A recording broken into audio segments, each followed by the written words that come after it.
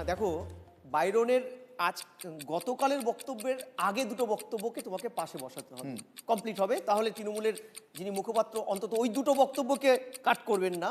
প্রথম, তিনি বিশ্বাসঘাতক নিজে স্বীকারোক্তি করে তার গুরুদেব এখনো তৃণমূলে বা অন্য কোনো দলে যায়নি, কংগ্রেসের একটা মাইলস্টোন এ রাজ্যের, অধীর চৌধুরীর কাছে ক্ষমা চেয়ে গুরু বলেছিল। অর্থাৎ তৃণমূল যে তাকে জোর করে যে কোনো মূল্যে তাকে এনেছিল এবং সেই আনাটা যে বেআইনি, রাজ্যের মুখ্যমন্ত্রীকে তখন প্রশ্ন করতে তিনি বলেছিলেন বাইরনের আমার দলে আসাটা আমি জানি না, আমার কনসার্নে হয়নি, মনে আছে তোমাদের।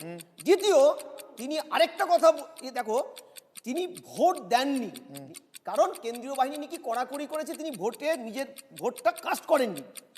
অথচ 2024 আমরা দেখেছি শাসক দলের বা বিরোধী একাধিক প্রার্থী মার খাওয়ার পরেও তাদের ভোটটা তারা কিন্তু দিয়েছিলেন। দুটো পার্ট। 3 নম্বর হচ্ছে তারাই স্বীকারোক্তি।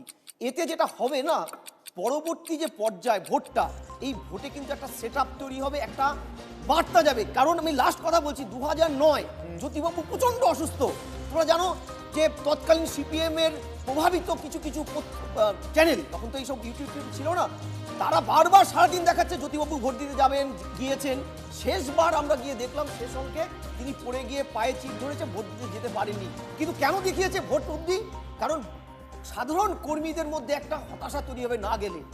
এই যে বাইরনের স্বীকারোক্তি, এটা কিন্তু সত্যিকারের পরবর্তী ভোটে তৃণমূলের ক্ষেত্রে একটা প্রভাব পড়তে পারে। এই জন্য তৃণমূলের কোনো মুখপাত্র একটা শব্দ করেনি। কুণাল বাবুকে জিজ্ঞাসা করাতে তিনি এড়িয়ে গেছেন।